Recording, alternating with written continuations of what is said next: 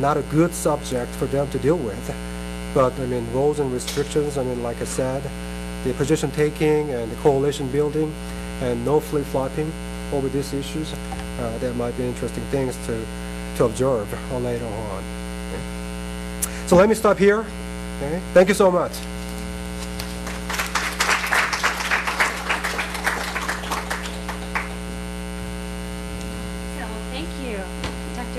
That was very interesting, and I won't waste any time. Let's move to the discussion portion of our program. If you don't mind, we'll let you take a drink. Somebody else talk for a minute. If you would wait for a microphone, Dr. So is our guest here in DC. I'm sure he'd like to know who he's talking to, but also for our camera's audio to pick up. We'll start with you, Chris. Sam has a microphone right. Thanks, Sam. Thanks, Dr. So. It's really interesting.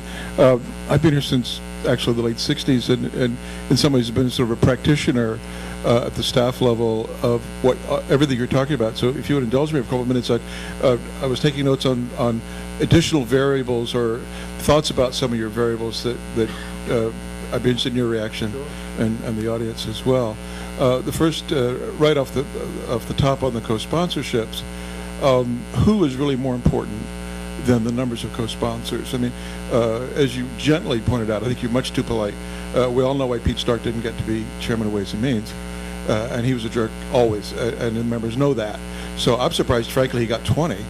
But more importantly, he's not on the right committee, and I think did he? There you go. Right, but Ben Gilman's on the committee. Ben Gilman's on the committee, and if there was going to be a hearing on it or some push on it, that's really my point. That it isn't just a factor of personality, although that is important, but you got to look who they are and where they are. The second point, I think you might want to differentiate between sort of the type or the goal of the resolution. Some resolutions are to help the administration. You know, the policy is there, and they want to phrase it in some way that gives sort of a congressional push to what they're doing. But others, and this particularly is in sanctions legislation, they can show that the Congress is or would have the effect of showing that Congress is losing faith in what the administration is trying to do. So, you know, is it to help or is it to kick? You know, I think that would be important to break down. The third point in that would be the difference between, say, a feel-good resolution and then a substantive one. You know, nobody's in favor of torture. Nobody's against human rights. You know, so that's an easy one. But nukes may get you into very specific foreign policy debates that are ongoing, and whether it's UN resolutions, et cetera. So differentiating between those types and not just does it support is very important. On foreign media, you're absolutely right.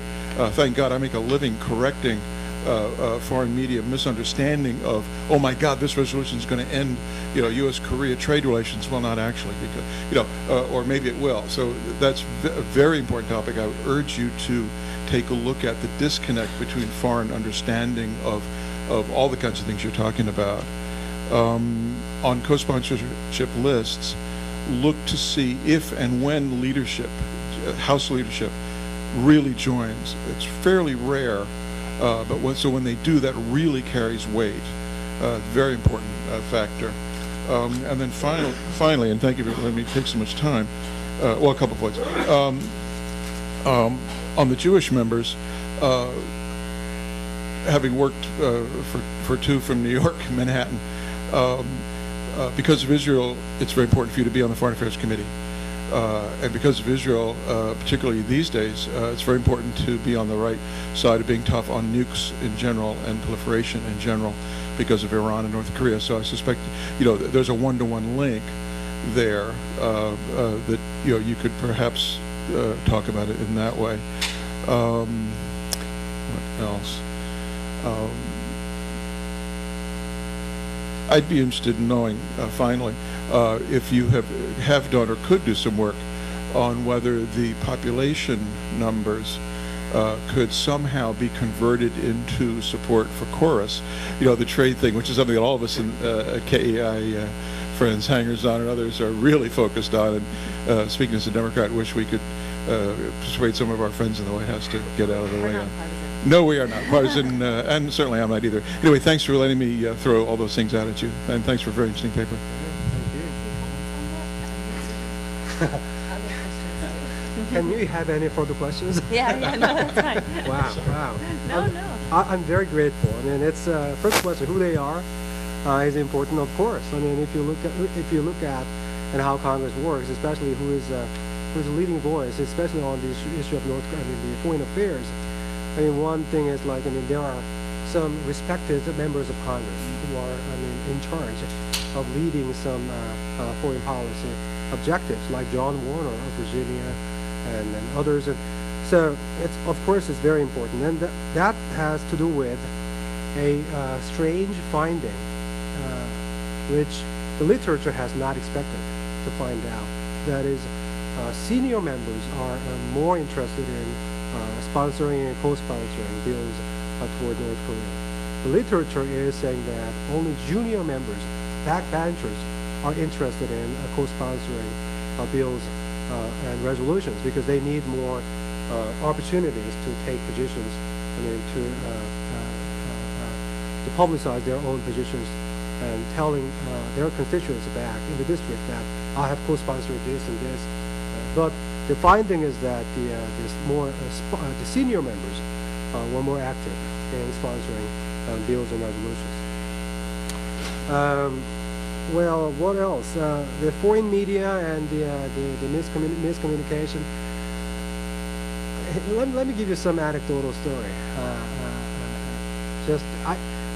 About a month ago, is that a month ago, 2 months ago? I don't know exactly when, but when I have read the Korean newspapers, in that there was a newspaper article titled that Korean people are so upset about the foreign media describing the chance of Kim Yong-il in Vancouver Olympic Games. The title was Vancouver gold medal, Kim's to lose. And it was interpreted in Korea that Kim is to lose. So, it's very much opposite kind of connotations. If you think about it, it's Obama's elections to lose in 2008, right? Kim's to lose, in terms of gold medal. So still, we have to, we live in the global era, so still we need much better communications between the countries, no doubt about it.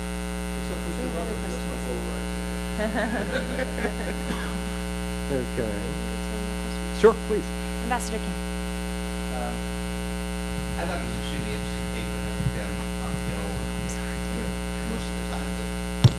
having been on the Hill during most of the time that you're looking at, it was particularly interesting to see whether my perceptions based on sort of anecdotal information actually meant something, and I think you hit a number of very good things.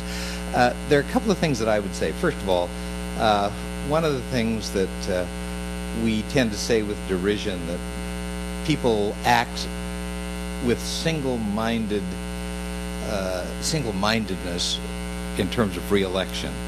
I think the most important thing to keep in mind is that that's what democracy is all about. The only thing that makes democracy work is if people want to be re-elected. If we elect people and don't allow them to run again, then they're not going to be sensitive at all to the constituents. And so I think we should not be disparaging when we talk about the single-minded search for re-election. That's what the system is all about, and I think that's very positive. A couple of other things in terms of some of the information. One of the things that your information doesn't deal with is changes over time of who is representing a district that has a Korean population. Ed Royce is on the top because he has one of the largest Korean populations in the country.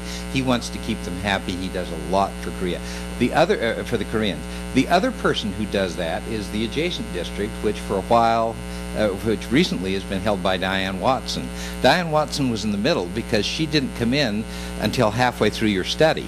So that if you look at that district, you might get a different view than if you look at the individual. The other thing that would be useful is, I think, your dichotomy of looking at the state with the Korean population when you're looking at the House of Representatives is irrelevant. The population of Koreans in the state of New York is irrelevant to somebody who lives in Corning. And what you probably ought to look at, and I don't know that you can get this information, but it would be a much closer correlation if you look at